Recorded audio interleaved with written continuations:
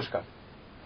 দক্ষিণ কলকাতার একটি নামী ইংরেজি মাধ্যম স্কুলের ছাত্র জীবন, পদার্থবিদ্যায় স্নাতক, এরপরে হঠাৎই জীবনের পথে পথ পরিবর্তন, মণিপুরী নৃত্যশিল্পী হিসেবে নিজেকে খুঁজে পাওয়া।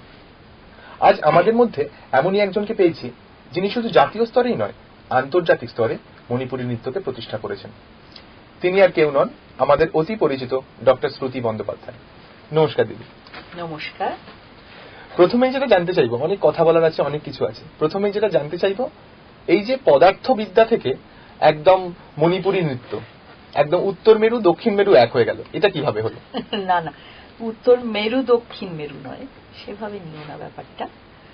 প্র্যাকটিক্যালি যে ঘটনা ঘটেছিল সেটা হলো যে ক্লাস 12-এর পর পড়াশুনো আর কোন লাইনে যাব এটা নিয়ে তো একটা বাড়িতে চিন্তা ভাবনা ছিলই।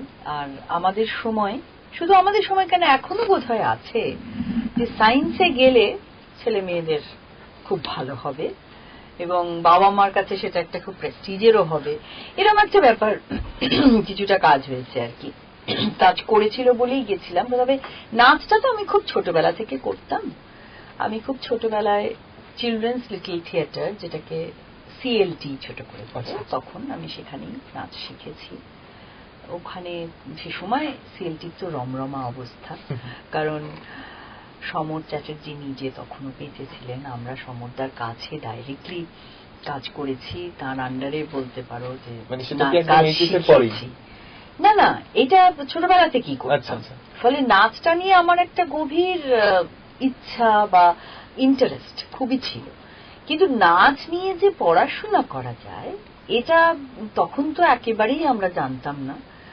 আর এখনো যে খুব পপুলারলি সবাই জানে তা কিন্তু নয়, যদিও রবীন্দ্রভারতী তখন প্রতিষ্ঠা হয়েছে, চলছে রবীন্দ্রভারতীর নৃত্য বিভাগ, কিন্তু সামহাউ সেটা ভাবিনি বা নাচটাকে কেরিয়ার করা যাবে 12-এর পরে, এটাও সত্যি কথা তখন ভাবিনি। অ্যাকচুয়ালি 11-12-এর পরে আমি ভবানীপুর এডুকেশন সোসাইটিতে ফিজিক্স অনার্স নিয়ে ভর্তি হলাম। এখন সেই সময় যে ব্যাপারটা ছিল সেটা হলো যে 11-12-এ সায়েন্স নিয়েছিলাম, ফলে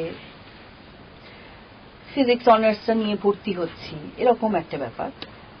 কিন্তু একটা কথা খুব মনে পড়ে যে আমার বন্ধু বান্ধবরা সবাই তখন ওই আইআইটি ঢোকার জন্য যে পরীক্ষাটা হয় সেই পরীক্ষাটা দিল সর্বভারতীয় স্তরে। ইঞ্জিনিয়ার বা ডাক্তার, ডাক্তারিটা আমার কোনোদিনই ভালো লাগতো না, বায়োলজি সাবজেক্টটা আমি সামহাউ একদমই, সেই ব্যাংক কাটাটা হতো কিন্তু ভীষণ আর কি ভালো লাগতো না। কিন্তু যাই হোক, তবু সায়েন্সের ফিজিক্স বা কেমিস্ট্রিটা খারাপ লাগতো না, পড়াশোনা করতাম। আর তবে ইঞ্জিনিয়ারিং করবো এরকম একটা বেশ ব্যাপার ছিল, ইচ্ছা হয়েছিল, কারণ বন্ধুরা সবাই দিচ্ছে আইআইটি, তাহলে আমিও দেবো। তো বাবাকে গিয়ে বললাম যে সবাই এরকম দিচ্ছে, আমিও দেব। তো বাবা বলল ইঞ্জিনিয়ার হয়ে কি হবে, ইঞ্জিনিয়ারদের চালনা করবে।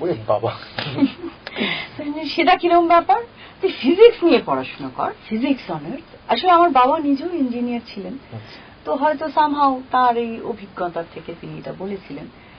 তো যাই হোক, সেটা ভাবলাম, তাহলে একটা খুব কথা শুনতাম আর কি, তাহলে ঠিক আছে, তাহলে ইঞ্জিনিয়ারদেরই না। হ্যাঁ, আসলে মা একটু ছোটবেলা থেকে অসুস্থ ছিলেন, যার ফলে আমার সেরকম ভাবে বাবার গাইডেন্সই বেশি বড় হয়েছি আর কি।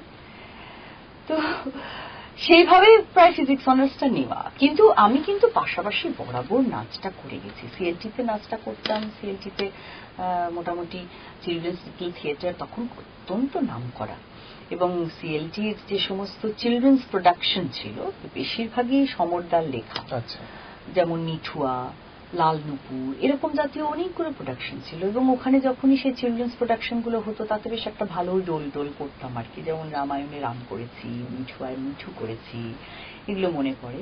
অন্যান্য প্রোডাকশনেও বেশ ভালো ভূমিকাগুলো আমি পেতাম, মানে প্রধান চরিত্র এবং বেশ মানে ভালোই। এবং আমি এখন বুঝি যে তখন কিন্তু সেই আমার যে নাচের প্রতি ইন্টারেস্টটা তখন থেকেই গ্রো করেছে এবং খুবই তালে তালে নাচতাম। অবশ্য আগে একবার মা বলেছিলেন যে ছোটবেলায় যখন আমি অনেকই ছোট ছিলাম তখন বাবা বাঁশি বাজাতেন, তো কখনো বাঁশির সঙ্গে বা কোনো মিউজিক হলে নাকি যখন আমি নাচতাম তখন যথেষ্ট তালে নয়, মানে তালে তালে পা পড়তো বা শরীরের ছন্দ হতো। মানে সেটা শেখা না সত্ত্বেও, হ্যাঁ, না শেখা না সত্ত্বেও তো বটেই, ছোটবেলায় সবাই করে। কিন্তু আমার বাবা যিনি বাঁশি বাজাতেন, একরকম শিল্পী ছিলেন, তিনি কিন্তু তখন বলেছিলেন যে আচ্ছা বেশ তালে তালে পাটা ফেলছে, তো এত ছোট কিন্তু দেখো ঠিক তালে তালে ফেলছে। মায়ের কাছে গল্পটা শুনেছিলাম। যাই হোক, তো সেইভাবে নাচটা খুব ইন্টারেস্ট ছিল, এবং একদিনও কামাই করব না, যাব ভালো করে নাচবো। এবং তখন কিন্তু সিএলটিতে খুব তাবড় তাবড় গুরুরা নাচ শেখাতেন। একদিকে ছিলেন বালকৃষ্ণ মেনন, অন্যদিকে ছিলেন কথাকলিতে, অন্যদিকে ছিলেন আমাদের কলাবতী দেবী, মণিপুরী শেখাতেন, এবং মুরলীধর মাঝি ওড়িশি শেখাতেন। তখন প্রথম ওড়িশিটা সবে কিন্তু কলকাতায় আসছে। ওড়িশিটা যে তখন একটা এত পপুলার ফর্ম, সেটা কিন্তু আমাদের তখন জানা ছিল না। তো প্রথম দিকের মানে মুরলীধর মাঝির প্রথম দিককার স্টুডেন্ট ছিলাম আমি, ভীষণ মনে পড়ে। মানে উনি রিসেন্টলি মারা গেছেন, তো এই স্মৃতিগুলো আরো সজীব হয়ে উঠলো আর কি। তো ওড়িশি এইরকম ভালো ভালো লোকের কাছে, এবং কাত্থাকে ছিলেন আমাদের মায়াদি, মায়াদির নামটা কি যেন ছিল, মায়া চ্যাটার্জি। তো মায়াদিতা মানে কাথাক এরকম ছিল। তো সিএলটিতে আমাদের ট্রেনিংটা হতো অ্যাট দ্য সেম টাইম, দুটো করে ক্লাসিক্যাল শিখতে হতো এক এক বছরে।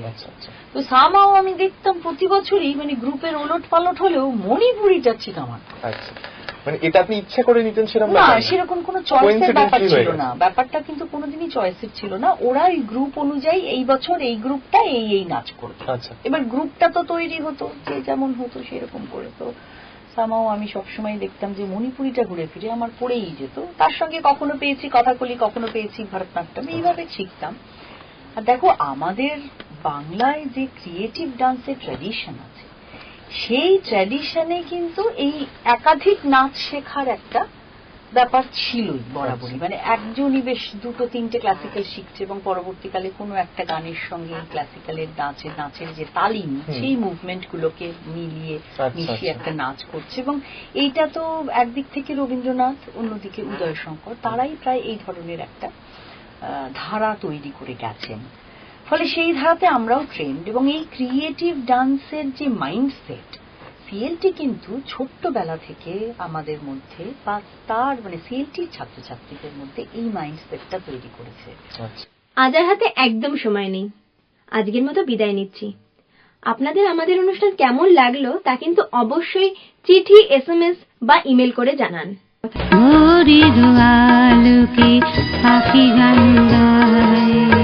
সুরে সুরে তালে তালে কত কবিতায় ভোরের আলোকে পাখি গান গায়।